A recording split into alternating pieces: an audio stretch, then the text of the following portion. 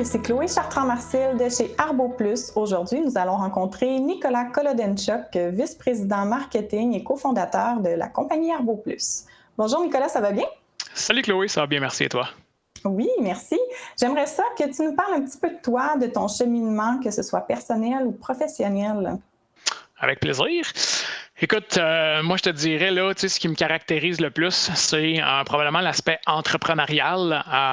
J'ai démarré ma première entreprise, j'avais 16 ans, donc j'étais à l'école secondaire et puis avec des amis, on avait décidé de s'enligner pour vendre des ordinateurs et puis commencer à faire des petits sites internet. On avait un de nos enseignants en secondaire 5 qui avait besoin d'un site web, qui nous avait un peu mis au défi de lui donner un coup de main. Donc on s'était dit, let's go, on va apprendre à faire du web. Et puis, tu sais, c'était quand même dans les tout débuts, là. On parle de 2000-2001 environ, là. Donc, ça fait ça un peu plus de 20 ans.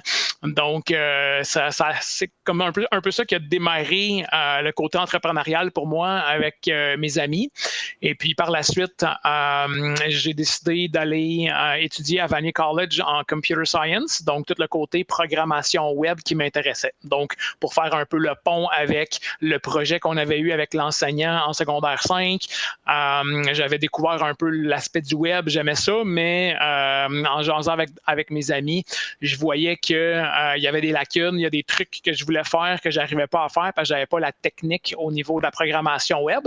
Donc, je me suis dit, je vais aller étudier. Et puis, puisque tout le côté informatique, tout le côté programmation, c'est tout en anglais, je m'étais dit, tant qu'à aller étudier en français, je vais aller étudier en anglais, étant donné que de toute manière, toutes les plateformes et le type de programmation, c'est en anglais. Donc, j'ai fait mon DEC à Vanier College en Computer Science. Et puis, quand je suis sorti par après, j'ai travaillé pour une petite entreprise pour faire des sites Internet. Et ensuite de ça, eux, ils ont décidé de démarrer un projet dans le domaine médical.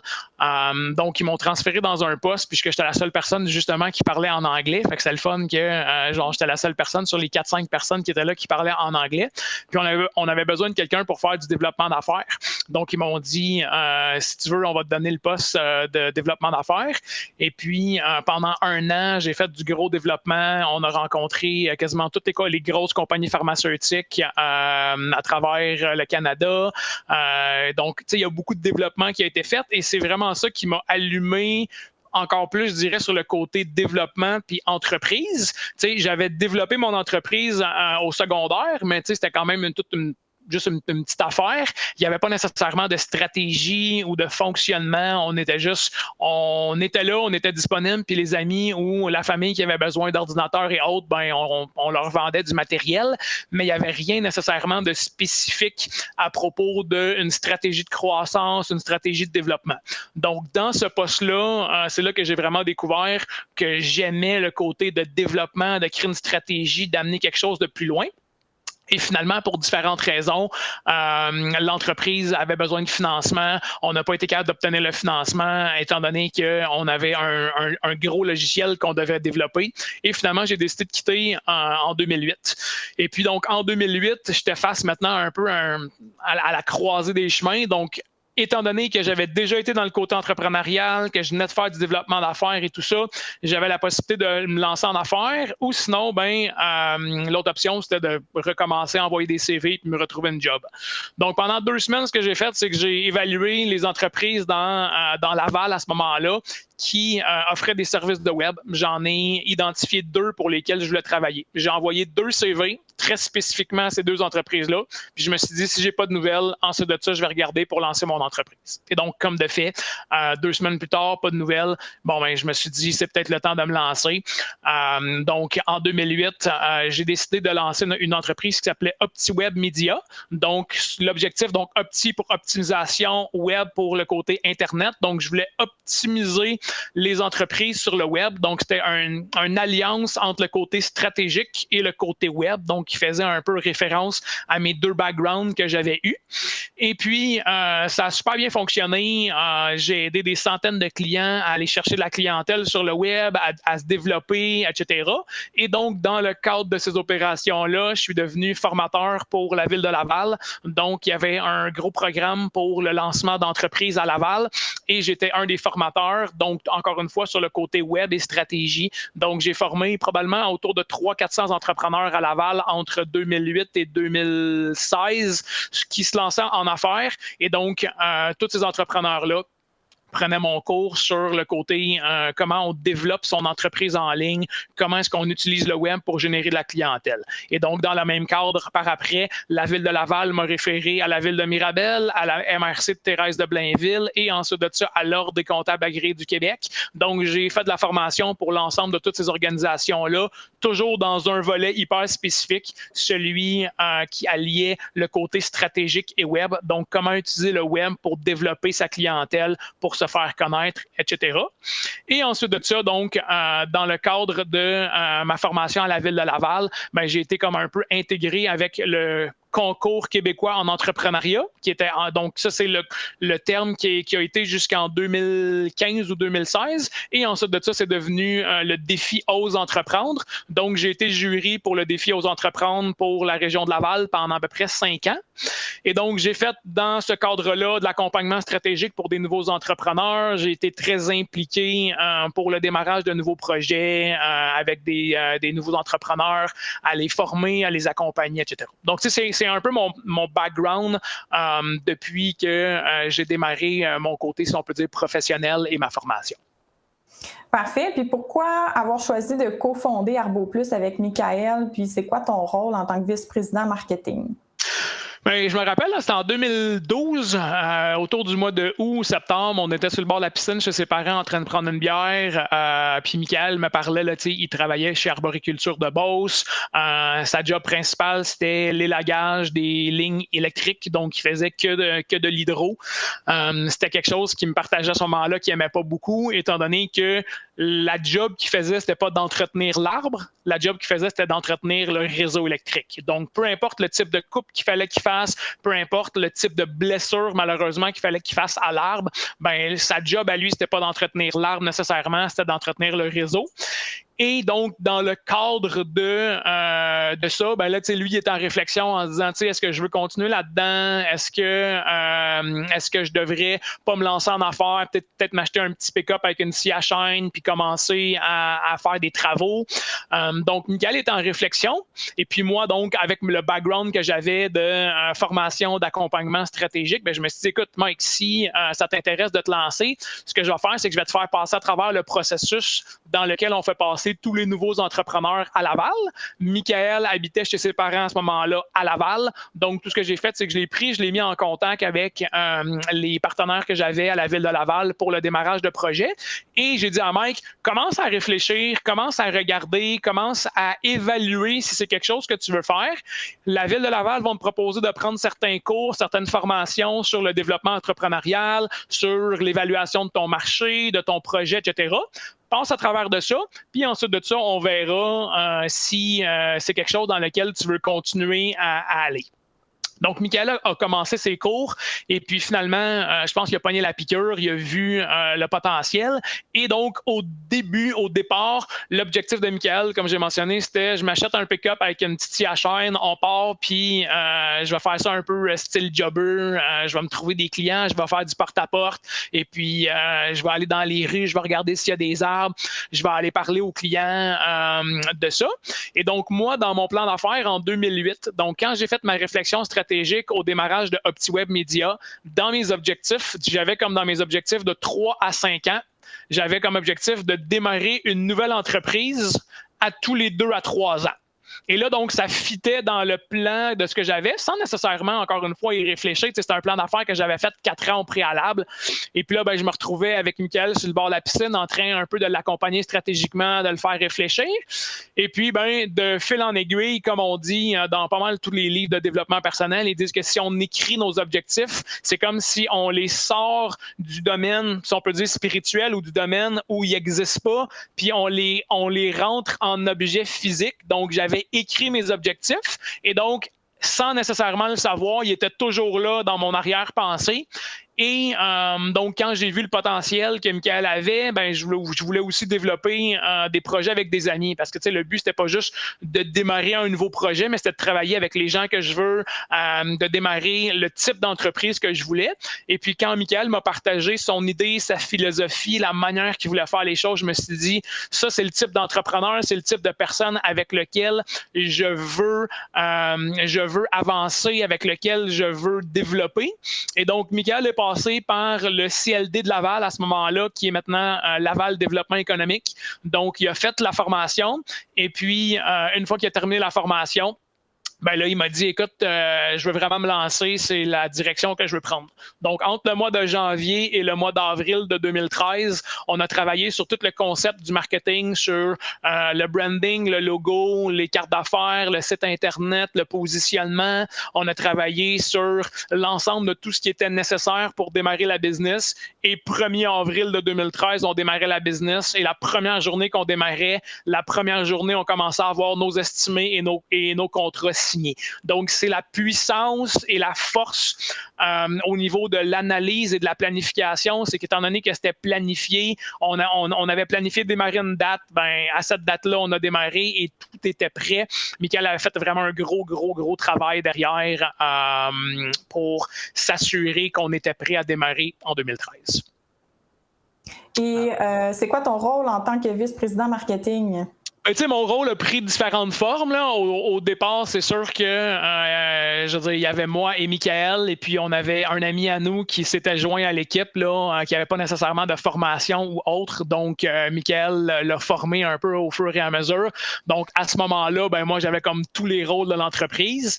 Et puis maintenant, mon rôle en tant que vice-président marketing, donc je suis un peu le protecteur de la marque. Donc, tu sais, tout le côté du visuel, tout le côté de la personnalité de la marque, le type de contenu qu'on va publier en ligne, la direction du contenu, ensuite de ça, tout le côté marketing, donc le positionnement, les différentes publicités, le fonctionnement stratégique, c'est moi qui s'en occupe. Ensuite de ça, tout le côté de l'optimisation des sites web, parce que maintenant, on a plusieurs sites Internet, donc l'optimisation des sites Internet, du blog, etc. Et ensuite de ça, ben, je vais aussi faire une supervision de tout ce qui se passe au niveau des médias sociaux. La satisfaction de la clientèle fait partie aussi de ma part à moi, donc de m'assurer que tous les processus sont mis en place pour s'assurer d'évaluer la satisfaction de la clientèle et s'assurer qu'on a les outils en place pour satisfaire la clientèle, et le volet du développement d'affaires, donc la stratégie pour développer à moyen long terme, comment on fait une meilleure acquisition de clientèle, où vont les investissements stratégiques pour acquérir plus de clients, la publicité, la visibilité, etc. C'est sous ma gestion à moi. Là. Parfait. Puis, est-ce que tu es impliqué dans d'autres projets en ce moment ou d'autres entreprises? Ben, en fait, oui. Donc, et chez ArboPlus et à l'externe également. Donc, chez ArboPlus, pour le moment, j'occupe également le poste de directeur général en attendant que notre directrice des opérations, Geneviève, soit prête à prendre le rôle de directrice générale. Donc là, en 2021, elle va commencer à devenir directrice générale adjointe. Donc, je commence à lui transférer la connaissance et les différents dossiers que moi, j'ai à gérer pour me permettre de sortir du côté opérationnel et être beaucoup plus au niveau du côté stratégique. Parce que là, en ce moment, je suis encore trop dans le côté opérationnel, donc tant au niveau de la direction générale que de la direction financière. Donc, c'est encore moi là, qui s'occupe de toute la gestion des comptes, des cartes Visa, de tout le côté financier. Et c'est également moi qui gère également tout le côté des technologies, donc l'ensemble de tout notre parc informatique, de notre système téléphonique, de notre système de gestion zéro papier, de tous les systèmes qu'on utilise en ligne. Donc, c'est moi qui gère encore tous ces volets-là. Et le but, c'est que d'ici un an et demi, je me retire tranquillement, que j'ai des gens qui soient en place pour prendre ça en charge, pour que je puisse vraiment me concentrer à travailler sur la business et pas travailler dans la business. Donc, c'est vraiment le mindset qu'on veut aller chercher pour ArboPlus. Et dans mes autres projets, j'ai des commerces électroniques que j'ai une entreprise de polissage de métal également. Donc, on a des contrats avec différentes compagnies d'aviation. On fait du polissage de différents types de métaux et autres. Et j'ai également des sites web de formation en ligne. Donc, on vend de la formation. Et éventuellement, les formations qu'on veut donner avec ArboPlus vont être données en ligne et donc revendus sur une plateforme similaire à ceux que j'ai déjà en ce moment. Donc, c'est un peu là, les différents rôles que je joue et dans Arbo Plus et à l'extérieur d'Arbo Plus. Super, donc tu es quelqu'un de très occupé. Oui, ben disons que je ne chôme pas. En plus, avec les 4 enfants, ça garde les journées et les soirées très occupées. C'est sûr, ça c'est certain. Et puis, si on revient plus à l'arboriculture, est-ce que tu peux nous parler un petit peu de ta vision de l'arboriculteur intendant? Qu'est-ce que ça veut dire? Puis pourquoi avoir choisi ce concept-là? Ben, tu sais, je dirais à la base, c'est plus Michael qui a choisi le concept. Et puis moi, j'ai été interpellé, j'ai été inspiré par le concept de Michael. Donc, comme je le mentionnais tantôt, lorsqu'il parlait qu'il était chez Arboriculture de Beauce, que les types de coupes qu'il faisait, c'était pas très bon pour l'arbre, qu'il faisait plus de l'entretien du réseau électrique, moins de l'arbre. Son objectif, c'était vraiment de créer une entreprise, une organisation qui allait prendre soin de la nature. Donc, nous, chez Arbo Plus, on croit qu'on a été créé pour prendre soin de la nature. Et donc, à ce moment-là, on veut gérer cette nature-là comme des intendants. Donc, on croit qu'en tant qu'intendant, la nature ne nous appartient pas, l'entreprise ne nous appartient pas, les employés ne nous appartiennent pas. Donc, on est des intendants, tout comme le concept d'un jardin avec un jardinier. Donc, si moi, j'ai un jardin chez nous et que j'ai un jardinier qui vient s'occuper de mon jardin, le jardinier n'est pas propriétaire du jardin. Le jardinier est en train de gérer le jardin pour optimiser sa capacité à produire des fruits, des légumes, des choses comme ça. Donc, c'est un peu le même concept chez Arbo Plus, tant au niveau financier qu'au niveau des opérations, qu'au niveau de la clientèle. On veut gérer le concept de l'entreprise comme des intendants, donc que l'entreprise ne nous appartient pas, mais donc on veut la gérer de manière optimale comme si elle appartenait à quelqu'un d'autre. Et donc, on croit également que tout est relié. Donc, on est dans un écosystème holistique. Donc, ce qui va se passer avec les arbres va avoir une influence sur l'ensemble de la faune et de la flore, etc. Donc, on veut faire attention à la gestion, à la manière dont on va gérer les demandes qu'on reçoit des clients. Et un de ces concepts-là, c'est on est probablement une des seules entreprises qui va refuser des abattages. Donc, ça va arriver régulièrement toutes les années. Un client nous appelle, il veut faire abattre un arbre, on se rend chez lui, donc il y a un estimateur qui va évaluer l'arbre.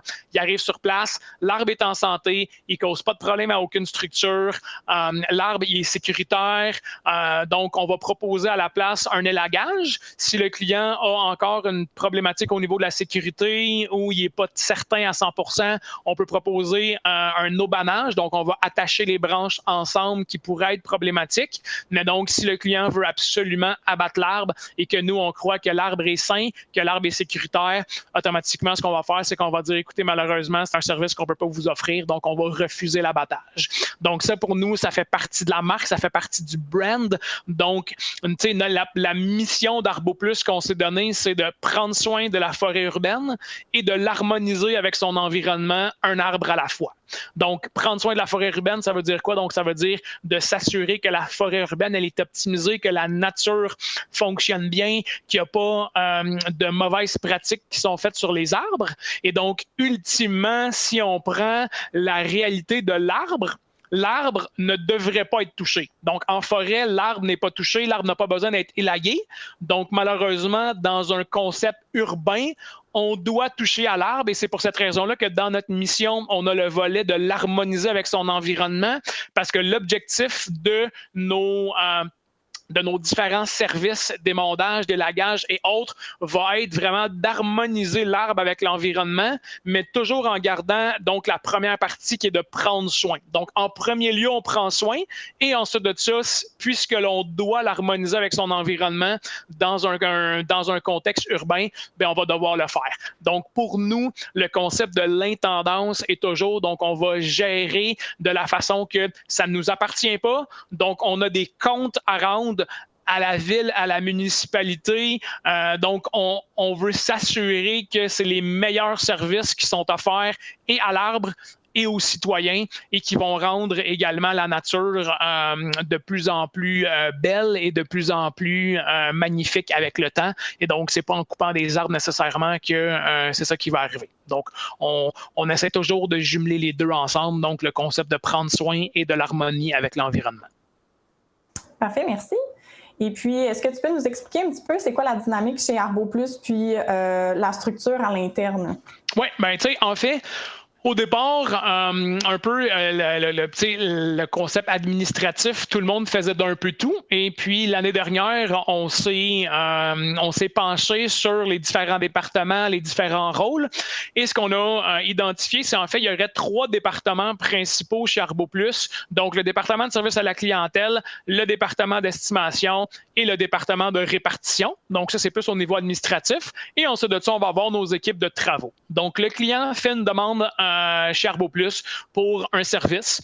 Et donc, c'est le département de service à la clientèle qui va recevoir la demande, qui va planifier un rendez-vous d'estimation avec le client. Une fois que le rendez-vous d'estimé a été planifié, donc là, le dossier va passer entre les mains du département d'estimation, donc qui va être l'estimateur et l'adjointe à l'estimateur qui va prendre en charge le dossier. L'estimateur va aller sur place, va évaluer les besoins du client, mais également les besoins de l'arbre. Donc, encore une fois, pour tenter de cibler le mieux qu'est-ce qui va être un potentiel de jointure entre les deux. On veut unifier les besoins du client et les besoins de l'arbre. Donc, l'estimateur va arriver sur place, va évaluer les besoins, va préparer l'estimé et ensuite de ça, le dossier est pris en charge par les adjointes à l'estimation qui vont finaliser le dossier avec le client. Une fois que le client va donner son approbation pour le contrat et les travaux, là, le dossier passe entre les mains de la répartition. Donc, la répartition vont planifier l'ensemble de tous les horaires des équipes terrain. Et donc, ensuite de ça, les équipes de travaux vont faire les travaux. Et ce qui est le fun dans tout ça, c'est que pour l'ensemble de toute l'entreprise, donc on est une entreprise qui est 0 papier et également tout le monde est en télétravail. Donc l'ensemble de tout le côté administratif, on a des employés qui sont vraiment explosés un peu partout. On a des employés qui sont à Repentigny, des employés qui sont à Saint-Jérôme, à Laval, à Montréal et autres. Donc on a plusieurs emplacements également que nos équipes vont partir. On n'a aucun bureau centralisé desquels le matin toutes les équipes se rendent et toutes les équipes partent. On a des équipes qui partent de Saint-Eustache, de Blainville, de Laval, de Montréal. Et donc, on est totalement décentralisé. Et je pense que c'est ce qui fait une des forces là, chez Arbo Plus. C'est sûr que de l'autre côté, comme dans n'importe quelle force, il y a la faiblesse de la force. Donc, le fait de ne pas être centralisé amène des difficultés et des lacunes une fois de temps en temps. Mais au final, c'est quand même, selon nous, il y a plus d'avantages que d'inconvénients à être décentralisé et que tout le monde soit en télétravail comme ça. Puis pourquoi avoir opté au début pour le télétravail? Parce que c'est depuis le début là, que c'est comme ça. Oui, donc on a démarré en avril 2013, comme je le mentionnais. C'est sûr qu'il y a plusieurs raisons. Premièrement, moi, étant donné mon expertise au niveau du web, le web est toujours, entre parenthèses, fait en télétravail. Donc, quand on a démarré, on s'est dit, pour réduire les coûts, on n'aura pas de locaux. On va s'assurer que tous les gens travaillent directement de la maison. Ensuite de ça, le télétravail permet vraiment d'aller chercher les meilleures ressources, peu importe les emplacements. Exemple, si on a un employé à un certain moment qui a vraiment du potentiel pour un poste puis qui habite à Québec, ça cause aucun problème. On est prêt à prendre un employé qui est à Québec, un employé qui est à Sherbrooke, un employé qui est à Mont-Tremblant. Donc, ça permet d'avoir ces possibilités-là. C'est sûr que plus les employés sont près de notre centre d'opération, là, qui est autour de Laval, Mirabel et Blainville, bien, c'est sûr que c'est plus facile parce que régulièrement, toutes les années, on va faire des rencontres entre tous les employés, des barbecues, des choses comme ça. Donc, ça devient plus difficile si un employé est à l'extérieur de la grande région, mais au final, ça nous permet, donc, le fait d'être décentralisé, ça permet d'aller chercher les meilleures ressources qu'on a besoin. Deuxièmement, pour nous, c'était vraiment le futur également. Donc, on est une entreprise, on se définit comme écologique. Donc, le fait d'avoir aucun déplacement pour les employés de bureau le matin, donc soit du gaz, soit un train ou autre. Donc, on réduit les émissions de gaz à effet de serre à ce niveau-là. Et selon nous, ça permet également une très grande conciliation travail-famille, donc qui est optimale selon nous. La plupart de nos employés administratifs sont tous des femmes. Elles ont presque tous des enfants, donc ça permet de réellement donc passer plus de temps que les enfants le matin, de ne pas avoir à quitter à 6h15, 6h30 pour faire 45 minutes, 1 heure, 1h15 de voyagement pour aller travailler, et la même chose le soir, d'être pris dans le trafic. Donc, cette conciliation-là permet également un meilleur rendement, selon nous, des employés puisqu'ils travaillent à domicile. Et un des éléments les plus importants, je pense que c'est ce qu'on appelle en anglais le scalability, le potentiel de croissance et d'évolution de l'entreprise, parce que qu'on passe de 2 à 5 à 20 à 50 employés, on n'a pas besoin d'agrandir de bureau, on n'a pas besoin de faire de modifications, on n'a pas besoin de vendre un bureau pour en acheter un plus gros. Donc, puisque tout le monde travaille de leur domicile, ben, je veux dire, on peut passer très facilement à 2, 3, 4 fois le nombre d'employés sans nécessairement avoir de problématiques au niveau de l'espace ou autre. Donc, tu sais, ça, c'était, je dirais, là, les 4 points principaux. Donc, les meilleures ressources, la conciliation travail-famille, la réduction des coûts et l'aspect de croissance et d'évolution de l'entreprise sur du long terme. Parlant de croissance, justement, qu'est-ce qui a permis à Arbo Plus d'avoir une forte croissance comme ça puis de devenir le choix numéro 1 des Québécois? Ben, comme je l'ai mentionné tantôt, Michael a fait un gros travail de réflexion avant de se lancer. Et puis pendant que lui faisait son travail, donc moi j'étais en accompagnement derrière lui, et pendant que lui faisait son travail de planification, de réflexion, moi j'étais en train de préparer la stratégie de marketing, la stratégie de mise en marché, le brand, la marque, la façon dont on allait faire le site web, la visibilité. Donc je dirais que le gros point, ça a été la stratégie de mise en marché qui a fait toute la différence. Juste notre première année, on a servi près de 500 clients pour une première année. C'est quand même assez impressionnant là, d'être capable d'aller chercher un volume aussi fort de clientèle pour une première année. Et donc, encore une fois, c'est grâce à la stratégie qui a été mise en place, la visibilité du site Internet, l'optimisation qu'on a fait et les différents outils qu'on a mis en place. Deuxièmement, le volet éducatif rentre en grosse partie également. Donc, dans les volets éducatifs, on a des articles qu'on publie à toutes les années sur des grandes questions par rapport à l'arboriculture, des questions que les gens se posent, des précisions par rapport à certaines essences d'arbres, les meilleures pratiques arboricoles, comment choisir un arboriculteur. Donc, on essaye de donner le maximum de renseignements, d'informations pour aider le client dans sa réflexion, pour aider le client à faire les meilleurs choix. On a fait également beaucoup de vidéos tant des vidéos de publicité, donc des vidéos marketing, que des vidéos éducationnelles également. Donc, on répond à des questions. Souvent, ça va être Michael et Dominique, les deux autres cofondateurs, qui vont être ensemble, qui vont s'échanger des questions. Donc, ils vont répondre à des questions, encore une fois, souvent basées sur les questions les plus fréquentes qu'on reçoit de la part de nos clients. Donc, ça va avoir également un bel impact. Et un autre élément au niveau du volet éducatif, c'est les livres qu'on a publiés, donc l'abécédaire et notre compte Les Casques Verts, qui ont un impact assez important sur la clientèle également. Donc, quand on remet l'abécédaire ou qu'on remet comme cadeau de Noël les casques verts, ben c'est sûr que le client se sent important, le client va partager l'expérience qu'il a eue avec sa famille, avec ses amis. Donc, le côté du client qui prend en charge une partie du témoignage ou du marketing est très, très fort chez Arbo Plus. Donc, l'aspect de télétravail, comme je le mentionnais tantôt, donc le télétravail rentre dans l'aspect de scalability, donc du potentiel de croissance. Donc, on était chercher des employés qu'on n'aurait pas pu aller chercher si on n'était pas en télétravail. Fait que ça l'a aidé. Puis il y a également donc la qualité des ressources humaines, je dirais probablement grâce à nos valeurs et notre mission. Donc, on a un taux de roulement qui est très faible chez Arbo Plus. Les gens restent, les gens veulent faire partie de la famille Arbo Plus. Les gens sont inspirés par la mission qu'on a et la manière dont on fait les choses. Et peut-être le dernier point qui a amené une forte croissance comme ça serait les quelques acquisitions qu'on a fait dans les dernières années. Donc, les acquisitions nous ont permis d'aller chercher beaucoup plus de visibilité au travers de ce qu'on a fait. Donc, c'est pas mal, là, je dirais, les 5 éléments qui ont permis d'avoir une croissance aussi forte. Et je dirais peut-être le 6e, c'est à l'intérieur du télétravail, il y a tout l'aspect du service administratif. Si on regarde dans l'industrie, il y a très peu d'entreprises qui ont un service administratif. Souvent, c'est des entreprises de 2e, 3e, 4e génération. Donc, c'est les enfants qui vont reprendre la business avec souvent le père. Et c'est souvent le père et fils qui vont gérer la business. Donc, sont en train de couper un arbre, sont en train de faire des différents travaux chez un client.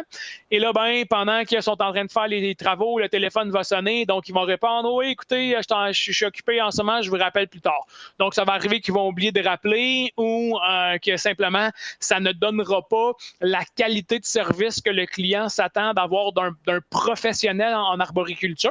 Donc, le côté administratif est un des gros points chez ArboPlus.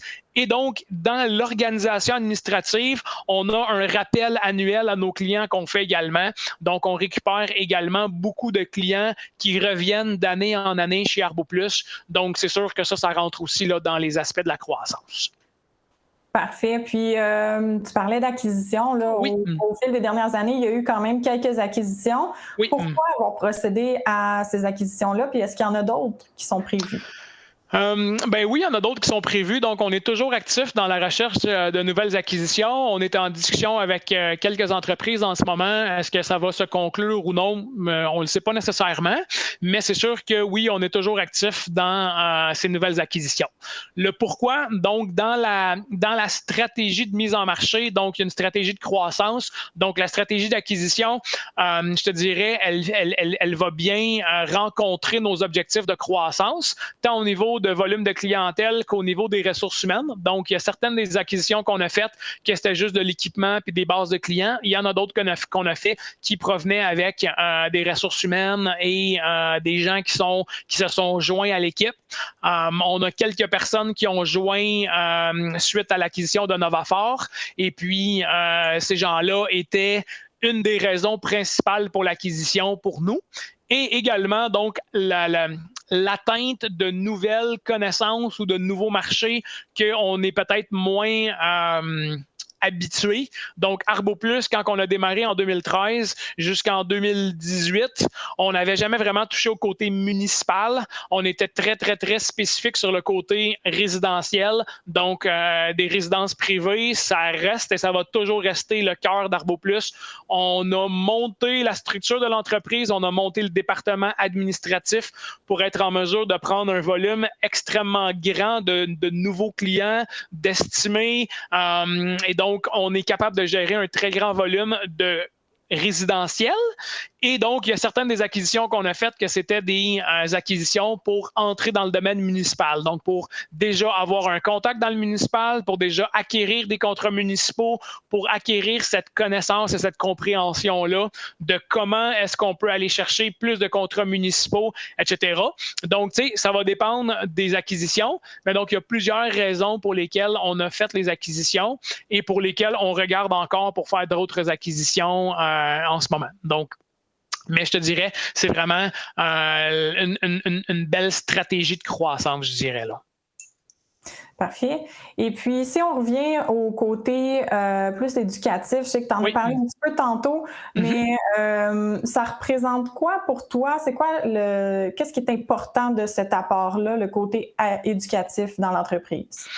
Mais tu sais, il y a plusieurs points à ce niveau-là. C'est sûr que dans la stratégie marketing, il y a un point depuis, je dirais, peut-être 3 à 4 ans, là, depuis, mettons, 2016, le contenu qui est diffusé, qui est généré par une entreprise est très important pour amener l'entreprise à un autre niveau. Donc, ça fit dans la qualité de la marque, ça fit dans également la visibilité que l'entreprise va avoir à différents niveaux. Donc, on publie du contenu pour être, éducatif. Deuxièmement, on publie du contenu également pour le côté marketing, donc pour la visibilité que ça va apporter. Chez Arbo Plus, on croit, donc, comme je le mentionnais tantôt, à l'intendance. Donc, et on croit que pour être un bon intendant, on doit bien comprendre ce pour lequel on est intendant. Donc, en tant qu'intendant des arbres, on croit que les gens doivent bien comprendre l'ensemble de tout l'aspect des arbres. Donc, le type d'éducation qu'on va faire va être premièrement pour aider les clients à faire des choix éclairés à travers les articles de blog, à travers les livres qu'on va publier et autres. Donc, le but, c'est de tenter de toujours être en avance par rapport à ce que le client va avoir comme question, par rapport au processus client. Donc, on veut faciliter le processus client et donc, un petit peu, si je peux dire, même automatiser le processus client. Donc, le client va sur le site Internet, va lire les articles de blog, va écouter les vidéos, ça répond à ses questions, il est mis en confiance, il est prêt à passer à la prochaine étape, à aller de l'avant, à demander la visite d'un estimateur. Donc, il y a certains des articles qui vont permettre aux clients de savoir quelles questions poser pour être sûr que le service qui va être offert correspond bien à ses besoins et aux besoins de l'arbre. Donc, c'est tout dans cette dynamique-là qu'on veut amener les clients. Il y a également l'aspect de, donc, on veut préparer la prochaine génération. Donc, tu sais, nos enfants de 5 à 18 ans, bien, c'est sûr que c'est eux, dans 5-10 ans, qui vont commencer à acheter des maisons, à planter des arbres, à avoir des arbres sur leur terrain. Donc, on veut déjà préparer cette génération-là à l'aspect plus écologique. Et pour nous, il y a également peut-être le petit côté farfelu de enseigner les citoyens, donc les parents, au travers les enfants. Donc, tu sais, dans les livres qu'on va avoir, on a de l'information qui est dirigée vers les parents que les enfants comprendront peut-être pas nécessairement à ce moment-là, mais puisque c'est les parents qui vont lire le livre aux enfants, on fait de l'éducation aux parents en faisant de l'éducation pour les enfants en même temps. Donc, ça fit encore une fois dans l'aspect d'être intendant, donc d'avoir une formation pour le citoyen, que le citoyen soit prêt dans le processus, qui comprennent bien l'ensemble de l'aspect, l'importance de l'arbre, l'importance de bien prendre soin des arbres, l'importance de faire les bons choix et de ne pas juste mettre la hache dans l'arbre en disant cet arbre-là, il me dérange, j'ai fait des feuilles dans ma piscine et autres. Donc, le but, c'est d'amener le client à un autre niveau, que le client soit prêt à prendre une décision quasiment avant même qu'il nous ait contactés. Il a déjà confiance dans Arbo Plus, il a déjà confiance dans notre capacité, il a déjà confiance dans notre vision, dans nos valeurs, dans la manière qu'on veut amener les choses. Donc, pour nous, c'est ça le volet éducatif. OK, donc c'est un peu comme la carte de visite, là. Oui, définitivement. Ça fit également dans la carte de visite, oui. Parfait. Puis, on approche de la fin. J'aimerais ça savoir comment tu décrirais, toi, l'équipe Arbo Plus en une phrase ou deux? Bien, je dirais premièrement, notre équipe, elle est entièrement dévouée à la mission, donc qui est de prendre soin de la forêt urbaine et l'harmoniser avec son environnement, un arbre à la fois. Et le fait qu'ils sont entièrement dévoués à cette mission-là, on voit que ça transparaît dans les actions que les employés vont faire. Donc, on voit que toute l'équipe au complet vise à transformer l'industrie par l'excellence du service qu'ils vont offrir.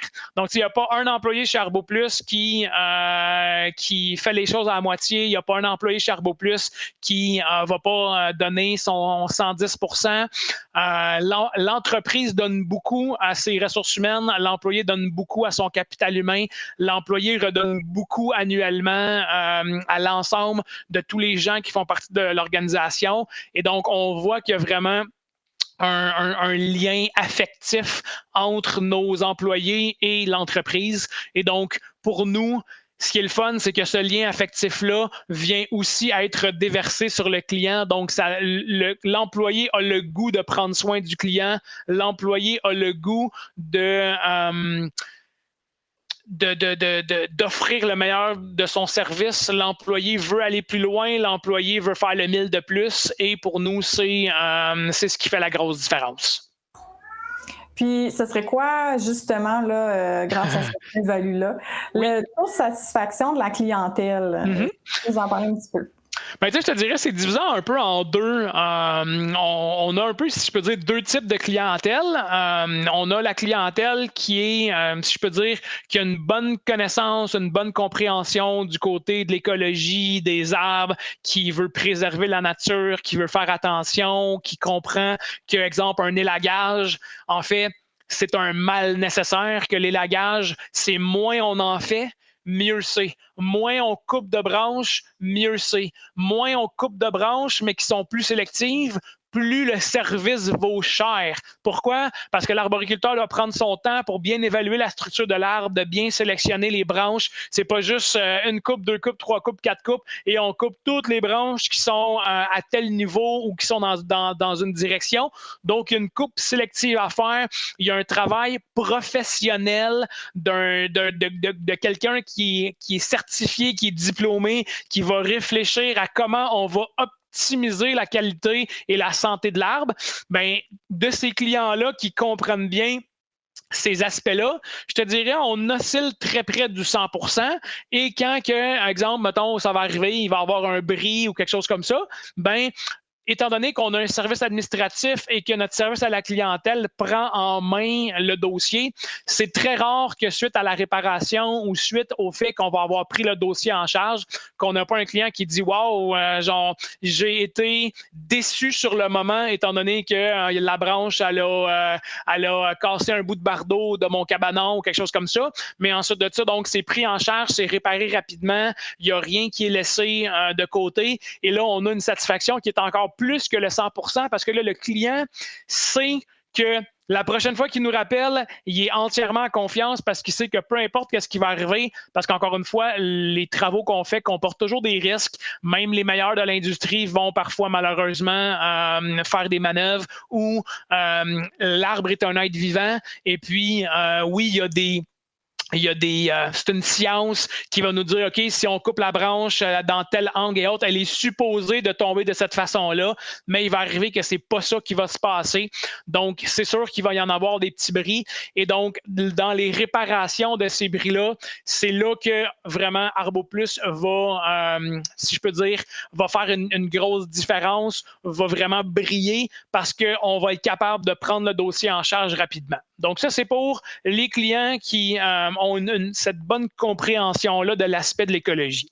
Quand on rentre avec des clients qui, eux, sont peut-être plus cow-boys, je dirais, par rapport aux arbres, les arbres les dérangent, il y a trop de feuilles dans leur piscine, il y a trop de feuilles qui tombent à l'automne et autres, puis qui comprennent peut-être moins l'importance de préserver la nature là, ou la santé des arbres, ben c'est sûr que là, je te dirais, ça va peut-être plus être du 8 ou 9 clients sur 10. Fait que, entre 80 et 90%, on finit les travaux, puis là, le client dit oui, c'est beau, finalement. Le conjoint revient à la maison, puis il est comme comment ça qu'ils n'ont pas coupé toutes ces branches-là, etc. Ben, je veux dire, dans l'industrie, le standard, on ne peut pas couper plus que 20% de la masse foliaire, donc des branches qui contiennent des feuilles. On ne peut pas couper plus que 20% des branches qui contiennent des feuilles. Donc, c'est sûr que si on coupe plus que 20%, on va finir par affaiblir l'arbre. Et c'est là que souvent qu'il y a le problème, c'est à 20%, c'est déjà trop, donc on ne peut pas aller plus loin. Et c'est ça, tu sais, s'il y a une chose que je peux mettre l'emphase aujourd'hui, que j'aimerais que les clients puissent comprendre, c'est oui, on est là pour le citoyen, mais on est là pour l'arbre aussi. Et le but, c'est de tenter d'allier les deux ensemble pour être capable de trouver un terrain d'entente entre le besoin du client et le besoin de l'arbre. Et malheureusement, ce n'est pas toujours possible de satisfaire le client si on veut préserver la santé de l'arbre. Donc, c'est souvent là que vient le dilemme de OK, est-ce qu'on en coupe un petit peu plus pour que le client soit satisfait? Mais à ce moment-là, ça peut causer une problématique au niveau de la santé de l'arbre. Donc, il y a un gros dilemme à ce niveau-là que nos équipes sont souvent mis de l'avant devant ces situations-là. Ils ne savent pas trop, OK, j'en coupe-tu un peu plus? Sauf qu'il arrive quoi si le client ne demande pas juste d'en couper un peu plus, mais beaucoup plus parce qu'il a mal compris le contrat, il a mal regardé les informations qui sont au contrat. Donc, malheureusement, dans ce cas-là, la satisfaction, c'est quasi impossible de l'avoir de la part du client parce qu'on ne peut pas produire le résultat que le client veut. Et donc, dans des cas comme celui-là, malheureusement, on se retrouve avec un cas d'insatisfaction client. On n'a pas coupé assez. Le client aurait voulu qu'on coupe les branches plus de ce côté-là, alors que, mettons, c'est les branches qui reçoivent le plus de soleil. Tu sais, je ne suis pas un arboriculteur, mais je vois certains des dossiers d'insatisfaction qui vont passer. Les dossiers, quand ils vont passer entre les mains du bureau, il y a toujours un rappel qui est fait. Ensuite de ça, le chef d'équipe qui était sur place rappelle le client, va jaser avec lui. Je dirais que dans 75% des cas, on va retourner sur place. On demande au client d'être là, sur place, pour être capable de tenter de le satisfaire, toujours encore une fois en essayant d'allier le côté de l'arbre et du client, en disant écoutez, je ne peux pas aller aussi loin que ça, mais je pourrais peut-être vous couper ces 2-3 branches-là de plus. Mais c'est important que le client comprenne que malheureusement, ce n'est pas toujours possible de satisfaire le client si on veut satisfaire l'arbre, si je peux dire ça comme ça. Parfait. Puis, en terminant, comment ou bien où vois-tu l'entreprise dans 5 à 10 ans? Mais tu sais, je dirais, notre stratégie de croissance vise une entreprise, je dirais, qui serait pan-Québec. Donc, tu sais, 5 ans, peut-être pas, mais je dirais d'ici 10 ans, on aimerait couvrir la plupart des grandes régions du Québec. Donc, avoir équipe à Trois-Rivières, équipe à Québec, équipe à Gatineau, équipe sur la Rive-Sud de Montréal, équipe en Estrie, donc dans le coin de Sherbrooke et autres. Donc, tu sais, dans la croissance normale, on aimerait couvrir, là, je dirais peut-être un 50% du Québec. Donc, d'avoir pas mal les grandes régions urbaines, si je peux dire, qui seraient couvertes. Ensuite de ça, on continue à développer du matériel éducatif, encore une fois, pour tous les groupes d'âge. Donc, on a les casques verts en ce moment qui ont été publiés en 2020, qui visent plus, je dirais, des gens qui vont être de 4-5 jusqu'à 8-9 ans. On a notre abécédaire qui va plus être de niveau, je dirais, mettons, 3e année jusqu'à secondaire. Donc, mettons, un 10 ans jusqu'à 15, 16, 17. En ce moment, on a un autre livre qui est en rédaction qui vise plus les étudiants collégiales universitaires. Et puis, on a également des formations qu'on est en train de mettre en place, vraiment orientées vers le citoyen pour la ville. Et donc, pour nous, de 5 à 10 ans, on aimerait établir des partenariats avec les villes. Donc, les formations qu'on va offrir aux citoyens seraient des formations gratuites, des formations en ligne sous format vidéo, juste que les villes puissent les publiciser en disant voici une formation qui va vous permettre de mieux comprendre la gestion des arbres sur votre terrain, quoi faire, comment faire, à quoi faire attention, comment vous préparer lorsque vous faites venir un arboriculteur chez vous, etc. Donc, tu sais, on veut continuer le volet éducatif, l'amener plus loin, pas juste nécessairement en termes de publication, mais comme je mentionne, on aimerait amener ce partenariat-là un petit peu plus loin avec les villes, les municipalités. Je ne sais pas si ça va être possible étant donné comme des conflits d'intérêts ou des choses comme ça, mais ultimement que les villes prennent part à cette formation-là de leurs citoyens par rapport à tout le côté environnement, nature, arbres, puisqu'on sait il y a plein de réglementations auprès des villes sur est-ce qu'un arbre peut être coupé en façade, quel type d'arbre peut être coupé, est-ce qu'il doit être remplacé, quand il doit être remplacé, qu'est-ce qu'on doit pouvoir planter, etc. Et je dirais probablement qu'il y a 75 à 80% des citoyens qui ne sont pas au courant de cette réglementation-là, qui ne savent pas nécessairement que la ville a une liste spécifique d'essences d'arbres qu'on ne peut pas planter. Donc, c'est d'amener ces éléments-là sur un format qui est plus dynamique, qui est plus facile que de faire une recherche sur le site d'une ville pour trouver la réglementation par rapport aux arbres.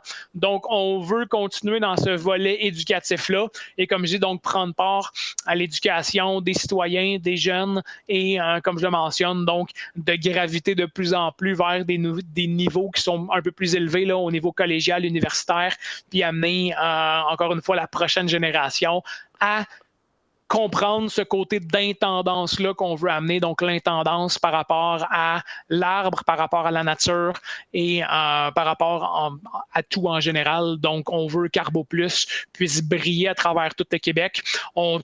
on parle de fleurons québécois, ben, c'est ce qu'on aimerait, là, Carbo Plus soit vu comme un des fleurons québécois, une entreprise qui est reconnue, que les gens partout à travers le Québec en aient entendu parler et puis que les gens voient qui on est, que les gens veuillent travailler pour nous de plus en plus. Donc, tu sais, c'est la direction dans laquelle on s'en va, donc d'amener l'entreprise à un autre niveau. Super. Eh bien, merci beaucoup, Nicolas, d'avoir pris ton temps pour nous parler un peu de toi et de Ça me fait l'entreprise. plaisir. Merci à toi. Merci. Bye bye. Bye bye.